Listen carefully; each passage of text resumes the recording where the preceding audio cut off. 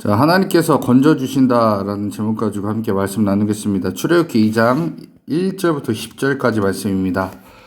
레위 가족 중 한 사람이 레위 여자에게 장가들어 그 여자가 임신하여 아들을 낳으니 그가 잘생긴 것을 보고 석 달 동안 그를 숨겼으나 더 숨길 수 없게 되며 그를 위하여 갈대 상자를 가져다가 역청과 나무 진을 칠하고 아기를 거기에 담아 나일강과 갈대 사이에 두고 그의 누이가 어떻게 됐는지 알려고 멀리 섰더니 바로의 딸이 목욕하러 나일강으로 내려오고 시녀들은 나일강가를 거닐 때 그가 갈대 사이에 상자를 보고 시녀를 보내어 가져다가 열고 그 아기를 보니 아기가 우는지라 그가 그를 불쌍히 여겨 이르되 이는 히브리 사람의 아기로다. 그의 누이가 바로의 딸에게 이르되 내가 가서 당신을 위하여 히브리 여인 중에서 유모를 불러다가 이 아이에게 젖을 먹이게 하리이까. 바로의 딸이 그에게 이르되 가라 하매 그 소녀가 가서 그 아기의 어머니를 불러오니 바로의 딸이 그에게 이르되 이 아기를 데려다가 나를 위하여 젖을 먹이라. 내가 그 삭슬 주리라. 여인이 아기를 데려다가 젖을 먹이더니 그 아이가 자라매 바로의 딸에게로 데려가니 그가 그의 아들이 되니라. 그가 그의 이름을 모세라 하여 이르되 이는 내가 그를 물에서 건져내었음이라 하였더라. 아멘. 원래 이스라엘 민족 즉 야곱의 자손들이 애굽에 오기 전에 인구가 그렇게 많지 않았습니다. 그런데 하나님께서는 이미 창세기에서 예언을 하셨습니다. 너희들에게 많은 인원, 그 다음에 많은 재물, 그걸 갖고 나올 거다라고 얘기했어요. 두 번의 예언이 나오는데요. 첫 번째는 아브라함한테 창세기 15장에 얘기합니다. 자, 여기 보면 아브라함에게 이르되 너는 반드시 알라. 내 자손이 이방은 여기 애굽이에요. 객이 되어 그들을 섬기겠다. 노예가 된다는 얘기예요. 그들을 400년 동안에 내 자손을 괴롭히리니, 정확히 얘기하면 430년입니다. 430년 동안 내 자손을 괴롭히리니 그들이 섬기는 날을 내가 징벌하여 10가지 재앙 때리죠. 그리고 이후에 내 자손이 큰 재물을 가지고 나오리라라고 얘기합니다. 이건 아브라함 때 예언이고요. 그 다음에 야곱 때 또 예언을 하신데 뭐라고 하냐? 하나님이 이르시되 나는 하나님이라 내 아버지의 하나님이니 애굽으로 내려가기를 두려워하지 말라. 안 내려가려고 한 거예요. 겁을 냈죠. 내가 거기서 너로 큰 민족을 이루게 하겠다. 큰 민족. 자, 큰 민족을 이루게 했는데 모르는 거예요. 야곱에게는 도저히 감당이 안 되고 어떤 생각인지 몰랐습니다. 그런데 이미 하나님께서는 창세기를 통해서 두 번이나 애굽에 갈 거고 거기에 가서 하나님께서 일어날 일들을 예언을 하고 계신다라는 겁니다. 자, 그러니까 이방에서 객이 된다는 건 애굽에서 노예가 된다는 얘기고요. 400년 동안 정확히 430년이라고 말씀드렸어요. 거기서 너를 큰 민족을 이루게 하겠다라고 종족의 수가 번성된다는 얘기를 합니다. 아브라함, 야곱에게 두 번은 말씀을 드렸지만 이 일이 일어난 이 모든 상황으로 갈 때 이스라엘 민족이 너무 힘들었어요. 뭐냐면 애굽에서 나중에 또 다른 그 왕들이 일어나면서 이스라엘 민족을 노예로 전환을 시킵니다. 세계사에 보면은 이제 힉소스 민족이 애굽을 통치하던 시기가 있었습니다. 그게 17대 왕조예요. 17대 왕조. 그때 그 민족이 힉소스 민족이라고 다른 민족이 애굽을 통치합니다. 자, 그리고 18대 왕조가 들어오는 거예요. 18대 왕조. 근데 18대 왕조는요, 무슨 생각을 갖고 있냐면 이방인에 대해서 상당히 부정적으로 생각을 합니다. 그렇기 때문에 혹여나 또 반란을 일으키고 문제를 일으킬까봐 이스라엘 민족을 아예 그냥 노예화 시켜버립니다. 그리고 노예를 시키고 애굽에서의 대건축물들, 스핑크스, 피라미드, 그 다음에 나일강 수로공사들 이런 거 다 누구한테 시키냐? 이스라엘 민족들한테 시키는 거예요. 너무 힘든 거죠. 그런데 하나님께서 이 애굽으로 내려가는 야곱에게 또 한 번 예언을 하세요. 뭐냐면 내가 너와 함께 애굽으로 가겠다. 임마누엘이 하나님이죠. 너를 인도에서 너 다시 올라올 거다. 어디로요? 가나안 땅으로. 근데 누가요? 요셉이 그의 손으로 내 눈을 감길 거다라는 얘기예요. 그러니까 야곱은 죽지만 가나안 땅으로 올라올 거고 너를 장사하는 사람은 요셉이다라고 이미 예언을 다 하셨어요. 자, 그런데 하나님께서 이 애굽으로 보낸 이유는 큰 민족을 이루게 하기 위함입니다. 왜요?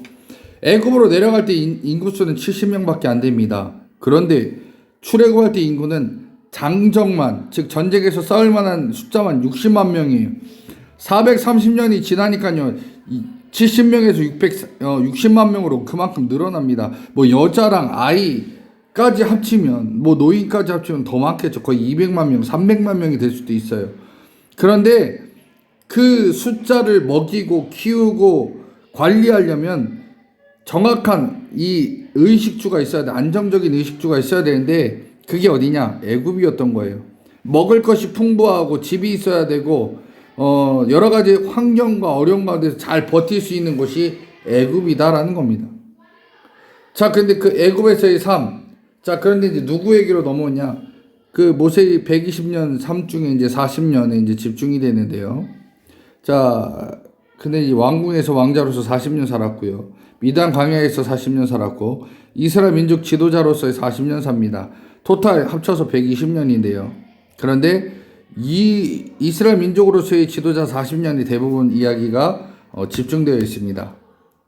이 아브라함과 야곱이 애굽에 내려간 이유는 이스라엘 민족이 부흥이에요. 숫자가 늘어나는 것 때문에 그걸로 가게 된 겁니다. 그래서 쭉 이스라엘 민족에 대한 얘기가 쭉 나와요. 숫자에 대해서.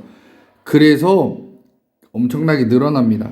1장 7절에 보니까 이스라엘 자손은 생육하고 불어나 번성하고 매우 강하여 온 땅이 가득하게 되었더라 라고 얘기합니다. 자, 여기서 말하는 이스라엘 민족이 사는 그 땅, 이 땅은요, 이 온 땅이 가득한 건 고센 땅을 얘기합니다. 여기에 가득했다는 얘기예요. 왜요? 요셉의 자손들이 우리들은 목동 출신이라 그래서 우리들에게 이집트에서 키우는 양, 염소, 뭐 낙타 이거 우리가 키울 테니까 우리에게 땅을 달라 했더니 그게 바로 고센 땅이었습니다. 근데 여기서 엄청나게 숫자가 늘어나죠. 점점점 늘어나는데 성경에는 요셉을 알지 못하는 새 왕이 일어났다라고 얘기합니다. 자, 아까도 말씀드렸지만 역사학자들은 그건 이집트의 18왕조라고 얘기해요. 자, 그 18왕조 때 왕 중에 모세가 태어났을 때 바로는 왕은 투트모세 1세입니다. 그리고 모세를 나일강에서 건진 이 공주는 핫셉수트라고 부릅니다. 자, 투트모세 1세의 딸이 핫셉수트고 핫셉수트는 누구랑 결혼하냐면 투트모세 2세와 결혼합니다. 투트모세 2세와 결혼하는데 그 투트모세 2세는 투트모세 1세의 아들입니다. 자, 이상하죠? 이 둘이 근친 결혼을 합니다. 그래서 낳은 자녀는요. 일단 보여드릴게요. 자, 투트모세 1세, 2세를 낳고 여기 핫세스투도 낳습니다. 둘이 근친 결혼을 합니다. 그런데 이 핫세스투와 투트모세 2세 사이에 딸밖에 없어요. 네밖에 없습니다. 자, 그러자 이 투트모세 2세가 이시스라는 첩을 얻어서 결혼을 합니다. 이 결혼에서 낳은 자녀가 투트모세 3세입니다.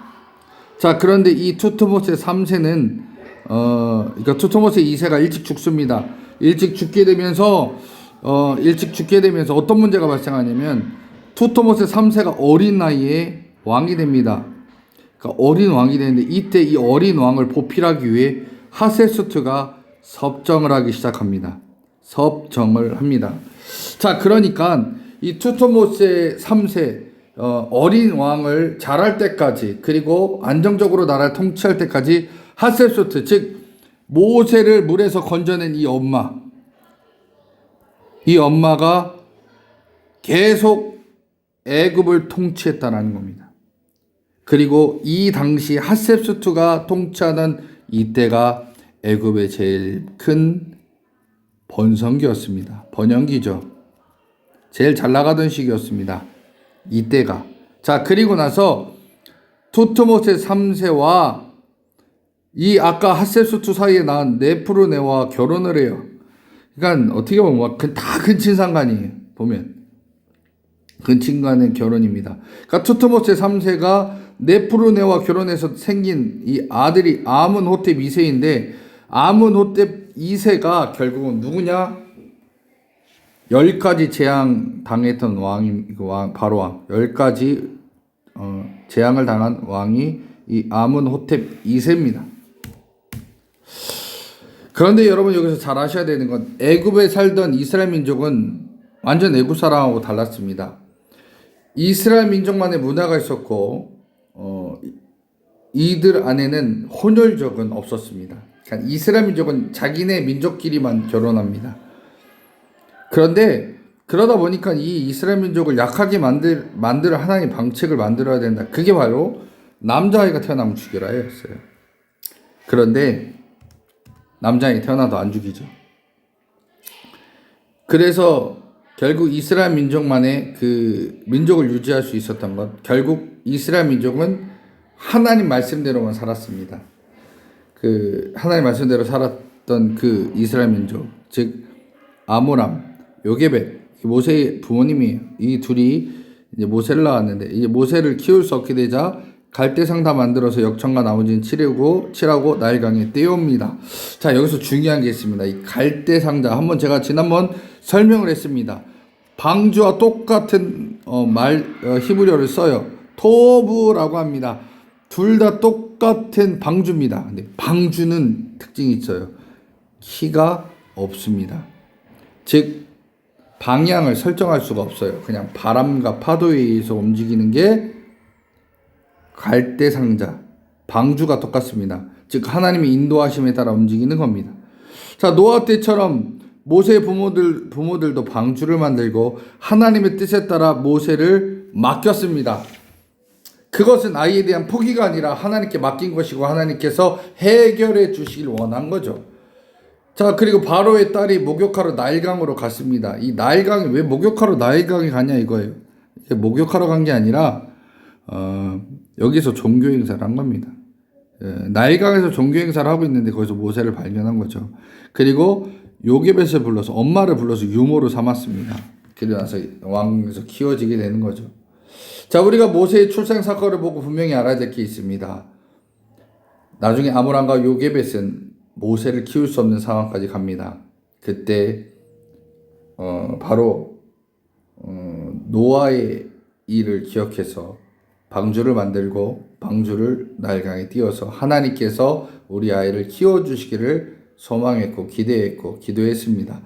그런데 하나님께 맡겼을 때 죽은 것이 아니라 하나님께서 건져내셨고 이집트의 왕자로 키워주셨습니다. 여러분, 우리가 살아갈 때 어려움이 있을 때 하나님께 맡길 수 있는 그 믿음이 여러분들을 건져내는 겁니다. 누가요? 하나님께서. 모세도 하나님께서 물에서 건져내서 구원한 것처럼 여러분들의 어려움이 있을 때 하나님 건져주세요, 이겨내게 해주세요 하면 하나님께서 건져내신다라는 겁니다. 여러분, 어떤 삶 가운데 힘든 일이 있고 어려운 일이 있을지라도 하나님께 맡기시기 바랍니다. 그러면 주님이 건져주십니다. 그것을 경험하는 우리 귀한 성도님들 되시기를 간절히 축원합니다.